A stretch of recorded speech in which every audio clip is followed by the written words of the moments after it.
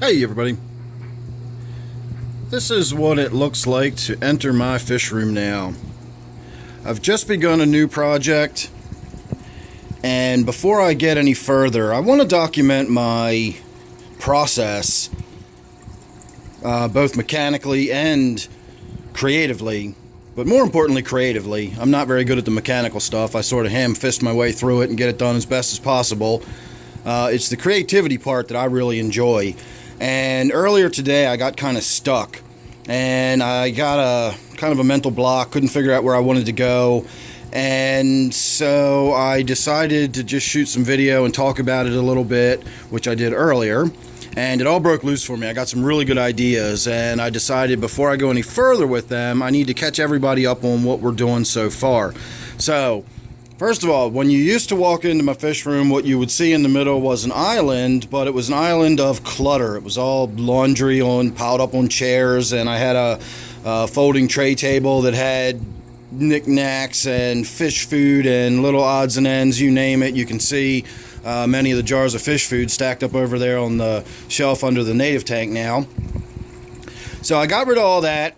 I put a small chair in here. I put a small table in here. And then I happened to have a piece of plywood that was the right size, so that went on top of it. The real key is this LED grow light, and we will talk much more about that in the future.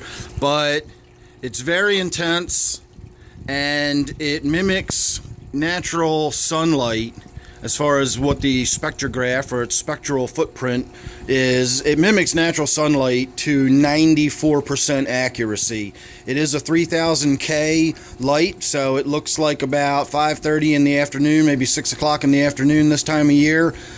But it oddly has a lot of blue in it for such a soft colored light. It's really, really fantastic light. And again, we'll talk more about it in the future. I'll talk a lot about that light in the future.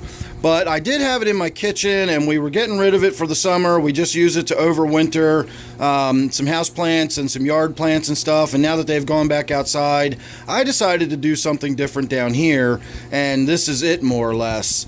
So what we've got so far is a 20-gallon long.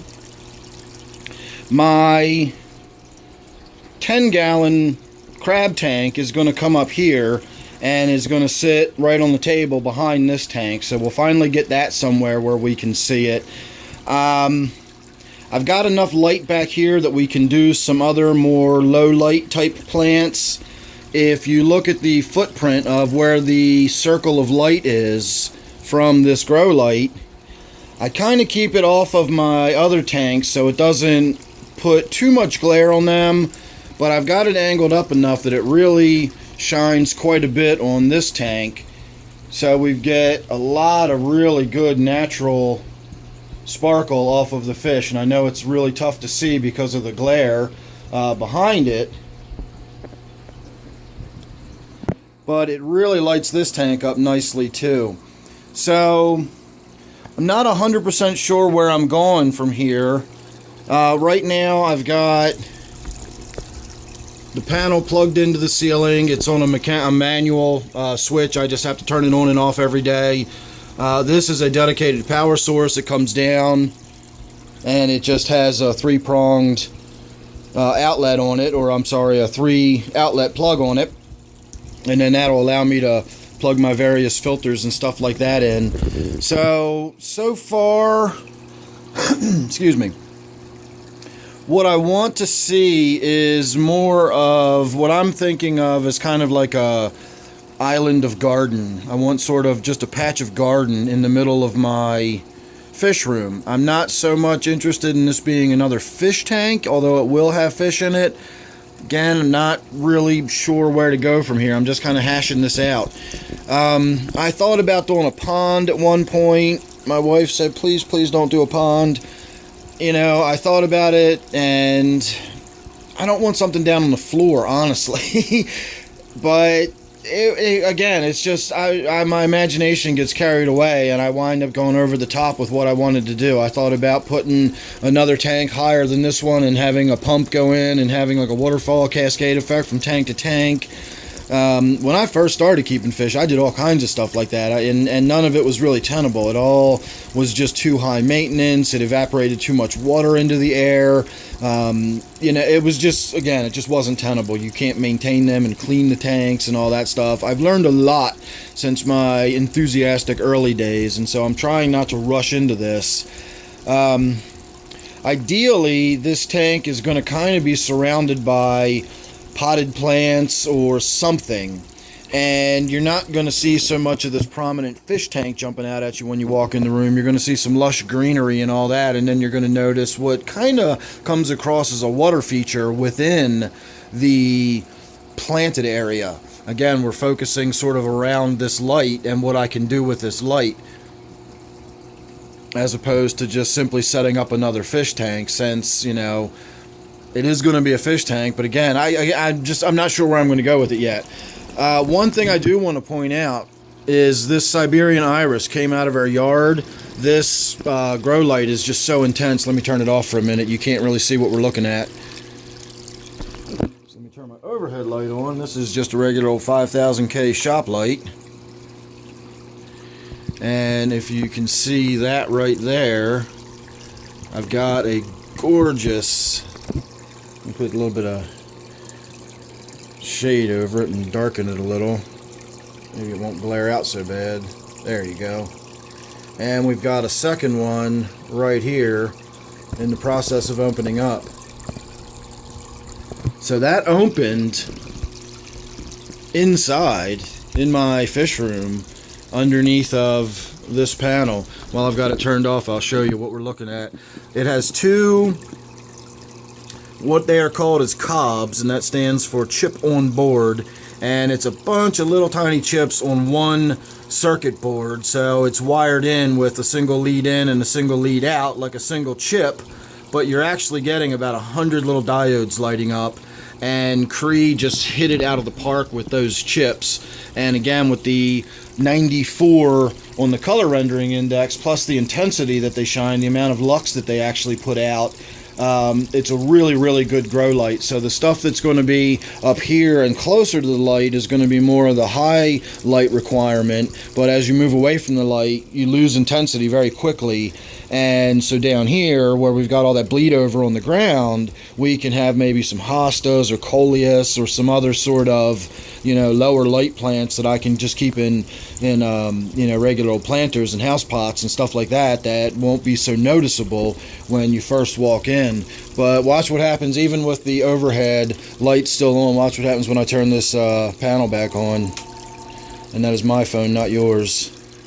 So you can't even see that the overhead light's on once this thing lights up. It is intense. It is a very bright light, but it's an absolutely beautiful light. I love it, and I'm just dying to see what I can do with it to emulate an actual garden down here.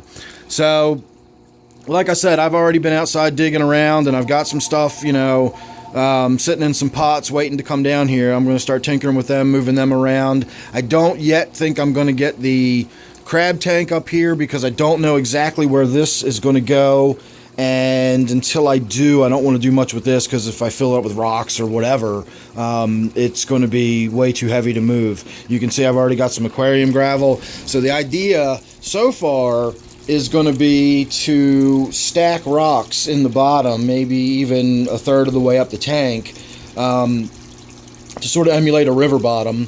That will allow roots places to grow, it'll allow fish places to hide, it'll allow for water circulation, oxygenation, all of that good stuff. The gravel will sort of filter down through the rocks and everything. In the front here, I don't know how close I want the tank to the front edge, because I want sort of a curtain of something to grow down. Now, my idea so far is stone crop. I've got, I got so much stone crop outside, so many different varieties of it. I could do a lot with the stone crop.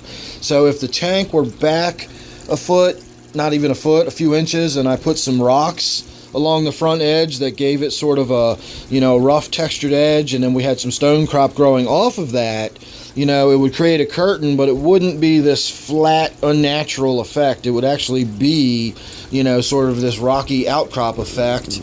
I've already ordered a another one of these Tetra Whisper filters. I really like these Tetra Whisper filters. They're great value. They're really inexpensive, and they last forever. This is a 60-gallon. It's sized for a 60-gallon tank. I don't know how many gallons per hour it moves, but it's got the two sides on it. And it's got a really big intake, and it really moves a good volume of water. So I've had it on my 29 here for years. It's roughly twice the volume of the tank. You know, it's a 60-gallon filter on roughly a 30-gallon tank. So this is going to be more of a splish-splashy pond, because I'm going to have two of them, you know, one here, and I can have one hitting some rocks and splashing. I can have the other one going right into the water. I can have one end sort of piled with rocks, one end more deep water for fish to swim in. I don't know. I've got so many options and things to play with at this point. Again, I'm just sort of documenting my process behind the scenes here, and I'm going to do it video by video rather than try to lump this all together, because that'd be a lot of video by the time I'm done all this. So there you go. There's your part one. You're up to date with what I've done so far. Again, may do something different with the lighting. I can always got the option of hanging another light straight down and lighting up, you know, behind the area better. I could even put some lighting, you know, do some lower wattage LED lighting under the table and light it up and do the whole entire area under the table. That's actually a good idea now that I'm thinking about it. And see, this is exactly how my process works. I just start toying with ideas and tossing things around, and it starts growing and expanding, and before you know it, it gets even more and more elaborate.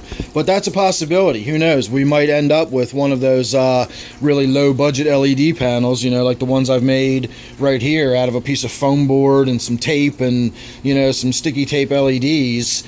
You know, just having some under there. Again, I don't think I could grow corn or anything under there, but I could certainly have some nice low light plants like some coleus, and, you know, who knows? We'll see. Again, I just, the options are basically only limited to my budget, my space, and my imagination. And while my budget and space are limited, my imagination really is not. So we'll have to try to keep things in check. All right, everybody, there's your part one. I'm going to go before I think of anything else to add to this, so I'm going to get back to it. Look forward to part two, and we'll see what kind of progress I make by the end of this afternoon. Thanks again. Make sure you're subscribed. I'll see you real soon.